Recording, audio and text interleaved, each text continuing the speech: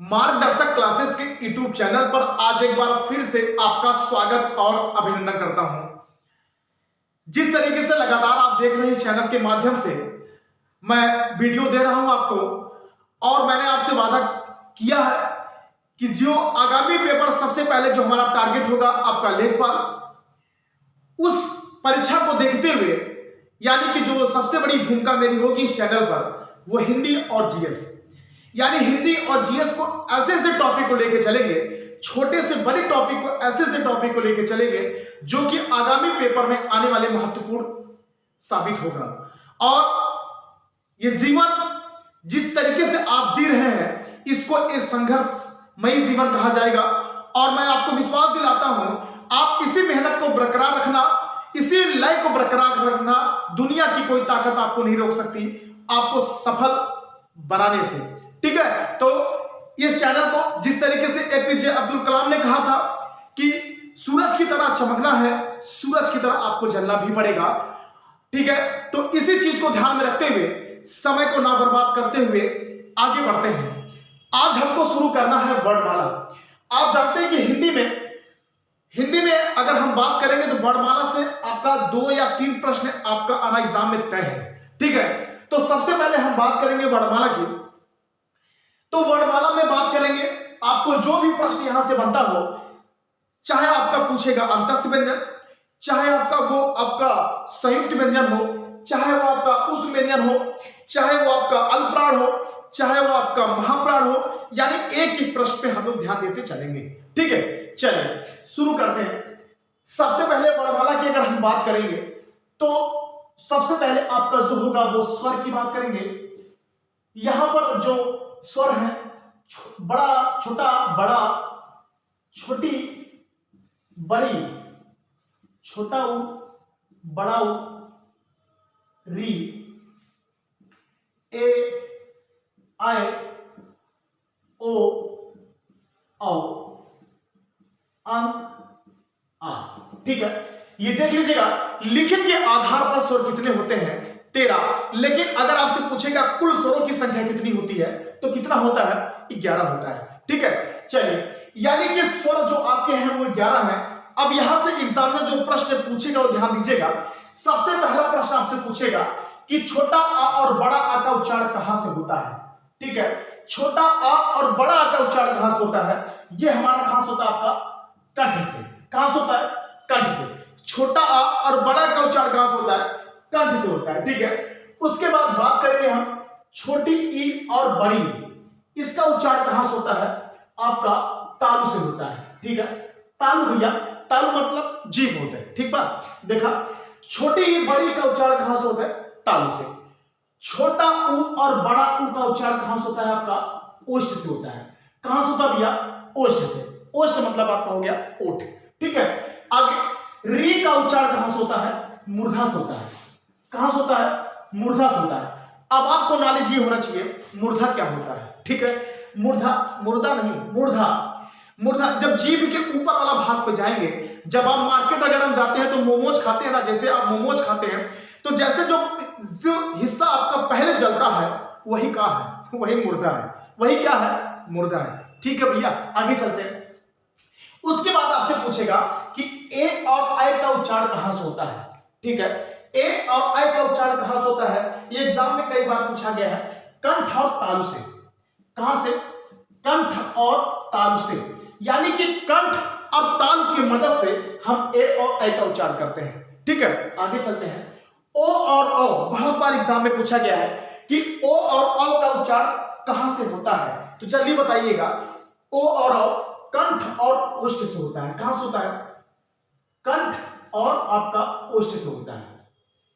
ठीक है, उसके बाद लास्ट में आपका है अंक और आह। इसी अंक और आह को क्या कहते हैं, इसी और अंक और आह को क्या कहते हैं, अयोगवाह कहते हैं। क्या कहते हैं भैया, अयोगवाह कहते हैं। क्या कहते हैं, अयोगवाह। अब अयोगवाह का मतलब क्या होता है ये भी जान लेते हैं। देखिएगा, जब इसको हम तोड़ेंगे तो आ प्लस योग और प्लस क्या हो जाएगा, वाह।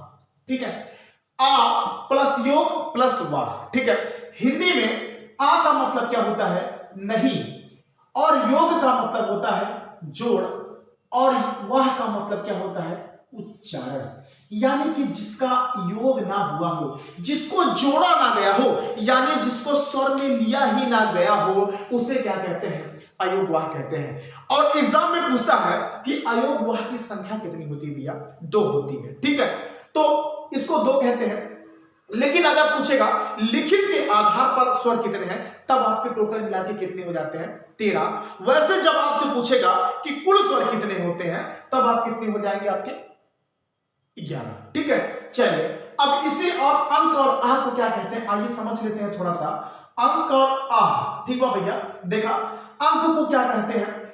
इसको कहते हैं विसर्ग, सॉरी इसको कहते हैं अनुस्वर। ठीक है भैया, चमड़े की जुबान है, फिसल जाती है। ठीक है, तो कोई इसमें गलती की बात नहीं है, इसमें सजा देने की बात नहीं है। ठीक है, अंक का क्या मतलब होता है? अनुस्वर। यहां पे अंक को क्या कहा जाता है? अनुस्वर कहा जाता है। आह को क्या कहा जाता है? आपका विसर्ग कहा जाता है। क्या कहा जाता है? विसर्ग कहा जाता है। ठीक है, और दोनों को क्या कहा जाता है? आपका अयोगवाह कहा जाता है। ये बात समझ में आ रही है? आ का मतलब नहीं, योग का मतलब जोड़, वाह का मतलब क्या हो जाएगा? उच्चारण। जिसका योग उच्चारण ना हुआ हो स्वर में, उसे कहते हैं अयोगवाह। ठीक है, बात समझ में आई भैया? आगे चलते हैं, आगे बढ़ाते हैं। चलिए आगे अगर आपसे पूछा जाएगा कि भैया देखिएगा, मैंने यहां पर आपको क्या बनाया है? वर्ग बनाया है। क्या बनाया है? वर्ग। क्या बनाया भैया? वर्ग बनाया है। ठीक है, ये स्वर समझ में आ गया होगा आपको। आगे चलते हैं, देखिएगा आगे। अब आपसे पूछेगा कि यह मैंने कितना वर्ग बनाया है? 5 वर्ग। कितना वर्ग बनाया भैया? 5 वर्ग। देखिएगा कितने वर्ग हैं आपके? यहाँ पे 5 वर्ग हैं। ठीक है, एक वर्ग में कितने वर्ग हैं आपके? 5। 5 वर्ग है, एक वर्ग में कितने वर्ग हैं? 5। ठीक है, तो 5 गुणे 5 is equal to, is equal to यानी बराबर क्या हो जाएंगे? 25। यानी कि ये आपके कितने हैं टोटल? 25 हैं। अब पहला प्रश्न आपसे एग्जामिनर पूछेगा कि बताइए भैया स्पर्शी व्यंजन की संख्या कितनी है? कितनी है भैया? 25 है। कितनी है? 25 है। का से लेकर मां तक ये स्पर्शी व्यंजन है। यानी कि का से लेकर आपका मां तक स्पर्शी व्यंजन है, और स्पर्श व्यंजन की संख्या कितनी है? 25 है। ठीक है, चलिए स्पर्श व्यंजन की संख्या कितनी है? 25 है। अब इसमें समझ लेते हैं, जितना मैं गोला कर रहा हूं ये क्या है आपके? ये आपके क्या है? अल्पप्राण है। क्या है भैया? अल्पप्राण। ठीक है, देखिएगा जो मैंने गोला कर रहा हूं वो क्या है? अल्पप्राण है। और जो यहां पर मैंने त्रिभुज बना रहा हूं ये क्या है? ये आपका महाप्राण है। क्या भैया? महाप्राण है। ठीक है, अब आपसे एग्जामिनर पूछेगा किसी भी वर्ग का पहला, तीसरा, पांचवा क्या है? किसी भी वर्ग का पहला, तीसरा, पांचवा क्या होता है? यह होता है आपका अल्पप्राण। क्या होता है भैया? अल्पप्राण होता है। यानी कि किसी भी वर्ग का पहला, तीसरा, पांचवा, देखिएगा हमने पहला, तीसरी, पांचवी पे सर्किल किया है, गोला किया है, तो पहला, तीसरा, पांचवा क्या हो जाएगा? अल्पप्राण। और जो बचेगा आपका दूसरा, चौथा, दूसरा, चौथी पे मैंने त्रिभुज बनाया है, ये क्या हो जाएगा? आपका महाप्राण। अब अल्पप्राण कहते किसे हैं? हमारे मुख से जो वर्ग का जब उच्चार करते हैं, जो वायु कम निकलती है उसे क्या कहते हैं? अल्पप्राण कहते हैं। ठीक है, और जब वायु ज्यादा निकलती है तो उसे क्या कहते हैं? महाप्राण कहते हैं। ठीक है, तो किसी भी वर्ग का पहला, तीसरा, पांचवा क्या हो जाएगा? आपका अल्पप्राण हो जाएगा। और किसी भी वर्ग का दूसरा, चौथा क्या हो जाएगा? आपका महाप्राण हो जाएगा। ठीक है भैया, समझ आ बना? चला आगे देखा जाए, ये बातें समझ में आई। अब आपसे एग्जाम में यही पूछेगा किसी भी वर्ग का जो पंचम अक्षर होता है, जो पंचम अक्षर वर्ड आपका होता है वो क्या कहलाता है? तो वो क्या कहलाता है? नासिका व्यंजन। क्या कहलाता है भैया? नासिका व्यंजन कहलाता है। क्या कहलाता है? नासिका। किसी भी वर्ग का जो पंचम अक्षर होता है वो क्या कहलाता है? आपका नासिका व्यंजन कहलाता है। समझ आ रहा है ना? ठीक है, अब इसी में देखिएगा, अब आपसे पूछेगा आघोष और सघोष। किसी भी वर्ग का जो पहला, दूसरा यानी किसी भी वर्ग का पहला, दूसरा जो होता है वो आपका क्या हो जाएगा? आघोष। क्या हो जाएगा? आघोष। क्या हो जाएगा? आघोष हो जाएगा। और जो बचा आपका तीसरा, चौथा, पांचवा, ये क्या हो जाएगा? आपका साघोष। क्या हो जाएगा भैया? साघोष। किसी भी वर्ग का पहला दूसरा क्या हो जाएगा? आघोष हो जाएगा। किसी भी वर्ग का तीसरा चौथा पांचवा, यानी तीसरा चौथा पांचवा जो हो जाएगा वो क्या हो जाएगा आपका? साघोष। ठीक है, साघोष को ही और क्या कहते हैं? घोष कहते हैं। कभी कभी एग्जाम में आपको साघोष ना देकर आपको घोष दे देता है, तो आप उसमें कंफ्यूज मत होइएगा। ठीक है, चलिए ये बातें समझ में आई भैया। आगे चलते हैं। अब देखिएगा आगे, इसमें थोड़ा सा आगे बढ़ेंगे। इसमें वर्णमाला में आगे उसके बाद आपसे क्या पूछा जाएगा?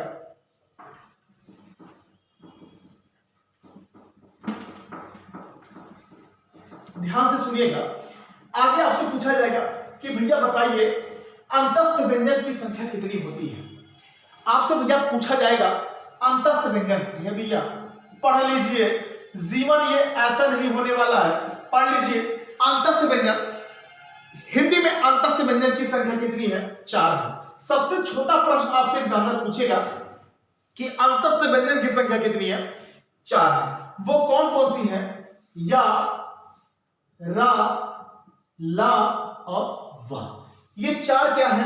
अंतस्थ व्यंजन है। ठीक है, अब यहां से जो प्रश्न पूछा जाएगा वो क्या पूछा जाएगा कि भैया या और वा को क्या कहा जाता है? उसे कहा जाता है अर्धस्वर। क्या कहा जाता है? अर्धस्वर व्यंजन। ठीक है, या और वा को क्या कहा जाता है? अर्धस्वर व्यंजन कहा जाता है। रा को क्या कहा जाता है? रा को कहा जाता है लुंठित व्यंजन। क्या कहा जाता है भैया? लुंठित व्यंजन। ठीक है, लुंठित व्यंजन भी कहा जाता है रा को, और प्राकंपित भी कहा जाता है। ध्यान दीजिएगा, प्राकंपित भी कहा जाता है। किसे? रा को। ठीक है, उसके बाद आपसे पूछेगा ला को क्या कहा जाता है? ला को कहा जाता है पार्श्विक व्यंजन। क्या कहा जाता है भैया? पार्श्विक व्यंजन। किसे? ला को। ठीक है, उसके बाद आपसे पूछेगा वा का उच्चार कहां से होता है? तो आपका दंत, और कहां से होता है? आपका ओष्ठ से होता है। यानी कि वा का उच्चार कहां से होता है? दंत और ओष्ठ से होता है। ये देख रहे हैं, अंतस्थ से इतना प्रश्न आपका बनता है। या और वा को क्या कहते हैं? अर्धस्वर कहते हैं। रा को क्या कहते हैं? लुंठित व्यंजन या प्राकंपित व्यंजन। ला को क्या कहते हैं? पार्श्विक व्यंजन। वा को क्या कहां से उच्चारण होता है? दंत और ओष्ठ से। ये बात समझ आ रही? चलिए आगे चलते हैं। अब आगे आपसे क्या पूछा जाएगा? ध्यान से सुनिएगा, रिवीजन करते चलिएगा, एक एक चीजें पढ़ते चलिएगा और समझते चलिएगा। ठीक है, अब आपसे पूछेगा भैया संयुक्त व्यंजन कितने होते हैं? संयुक्त व्यंजन कितने होते हैं? तो इसके भी क्या होते हैं? 4। संयुक्त व्यंजन की भी संख्या कितनी होती है? 4 होता है। कौन कौन से? छत, त्राई, ज्ञा और आपका श्रमिक वाला श्राम। ठीक है, इसकी संख्या भी, संयुक्त व्यंजन की संख्या भी कितनी है? 4 है। छत, त्राई, ज्ञा और आपका श्राम। अब ये किससे किससे मिलकर ये वर्ण से बना है? छा आपका मिलकर बना है का और सा से। त्रा जो मिलकर बना है ता और रा से। या किससे मिलकर बना है? जा और या से। स्रा किससे मिलकर बना है? सा और रा से। ठीक है, देख रहे हैं आप, सा और रा से आपका श्रमिक, जा और या से आपका ज्ञा, त्रा ता और रा से आपका ज्ञा, जा और श्रमिक का और सा से मिलकर आपका बड़ा है छा। ठीक है, तो इसी को क्या कहते हैं? आपका संयुक्त व्यंजन। ठीक है, चलिए नोट कर लीजिएगा। आगे चलते हैं। हो गया, आगे चलते हैं। अब इसी में आपको पूछा जाएगा कि भैया बताइए द्विगुणी व्यंजन की संख्या कितनी है? द्विगुणी व्यंजन, द्विगुणी व्यंजन की संख्या कितनी है? तो द्विगुणी व्यंजन कितने हैं? 2 है। कितने भैया? 2 है। ठीक है, कौन कौन से? एक आपका ढा होता है, एक आपका ढा होता है। एक आपका ढा होता है, एक आपका ढा होता है। इसी को उत्क्षिप्त व्यंजन भी कहते हैं। क्या कहते हैं भैया? उत्क्षिप्त व्यंजन भी कहा जाता है। किसे? ढा और ढा को। इसकी संख्या कितनी है? 2। कभी कभी आपसे पूछ लेगा कि द्विगुणी व्यंजन की संख्या कितनी है? 2 है। उत्क्षिप्त व्यंजन भी इसे कहा जाता है। समझा रहना बातें मेरी? चलिए आगे चलते हैं। अब अगला प्रश्न आपसे एग्जामिनर पूछेगा कि जरा भैया बताइए, इसको बेटा दीजिए पहले।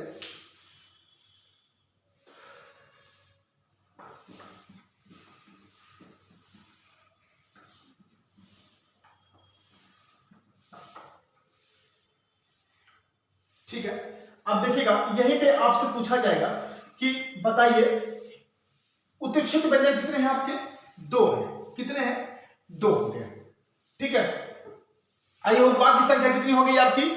2 हो गई। ठीक है, ये वर्णमाला में जितना मैं जिक्र आपसे कर रहा हूं, एक एक प्रश्न आपके एग्जाम में ये पूछा गया है। ठीक है, अब जैसे वर्णों की संख्या टोटल कितनी होती है आपका? वर्णों की संख्या आपकी टोटल कितनी होती है? 52 होता है। ठीक है, लेकिन हम सिद्ध कैसे करेंगे वर्णों की संख्या 52 कैसे होती है? ठीक है, तो यहां देखिएगा स्वरों की संख्या कितनी होगी आपका? टोटल आपके यहाँ पे लिखित के आधार पर 13 हो गया। कितना हो गया? 13 हो गया। उसके बाद हम लोगों ने पढ़ा स्पर्शी व्यंजन की संख्या कितनी होती है आपका? कितना होता है? 25 होता है। ठीक है, 25 होता है। उसके बाद संयुक्त व्यंजन की संख्या कितना पढ़ा हम लोगों ने? 4 पढ़ा। ठीक है, उसके बाद अंतस्थ व्यंजन की संख्या कितने पढ़ा हम लोगों ने? 4 पढ़ा। ठीक, उसके बाद उस व्यंजन, देखिएगा एक चीज यहां से छूट रही थी, उस व्यंजन की संख्या कितना पढ़ा हम लोगों ने? 4 पढ़ा। कितना पढ़ा? 4। संयुक्त में द्विगुणी व्यंजन की संख्या कितना पढ़ा? 2 पढ़ा। कितना पढ़ा? 2 पढ़ा। ठीक है, समझा रहा है? तो यहां से आप देख रहे हैं ये आपके 52 बड़े से यहां से हो जाएंगे। ठीक है,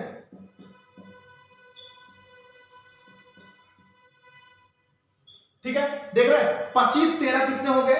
25 13 आपका 38 हो गया, और ये 12 आपका कितना हो गया? 38, और 12 यहाँ पे आपके 40, और 40 तो यहाँ पे आपका 42 हो गया। 40 और 12 आपका यहाँ पे 50, और द्विगुणी व्यंजन आपके यहाँ पे 2 52 हो गए। ठीक है, ये ध्यान दीजिएगा। ठीक, ये टोटल आपके यहाँ पे 52 हो जाएंगे। ठीक है, एक जो प्रश्न छूट रहा था उस व्यंजन, उस व्यंजन की संख्या कितनी है? 4 है। कितने भैया? 4 है। उस व्यंजन कितने हैं? 4 है। कौन कौन से? सा, सा, सा और हा। ये 4 क्या है? उस व्यंजन है। ठीक है, अब देखिएगा एग्जाम में आपसे प्रश्न पूछता है इस सा का उच्चारण कहां से होता है आपका? तालु से होता है। कहां से? तालु से होगा। इसका उच्चारण कहां से होता है? मूर्धा से होता है। सा का, खट्टी सा का उच्चारण कहां से होता है? मूर्धा से। छोटा सा का उच्चारण कहां से होता है आपका? दंत से होता है। और हा का उच्चारण कहां से होता है? कंठ से होता है। कहां से? कंठ से होता है। ठीक है, और इसी हा को और किस नाम से जानते हैं? काकल्य व्यंजन। क्या कहा जाता है भैया? काकल्य व्यंजन कहा जाता है। ठीक है, ये वानच्छक में पूछा गया था अगले वानच्छक पेपर में कि हा को क्या कहा जाता है? काकल्य व्यंजन कहा जाता है। ठीक है, देख रहे हैं एक एक प्रश्न आपसे यहां से तैयार हो रहा है कि जो एग्जाम के लिए आपका महत्वपूर्ण होगा।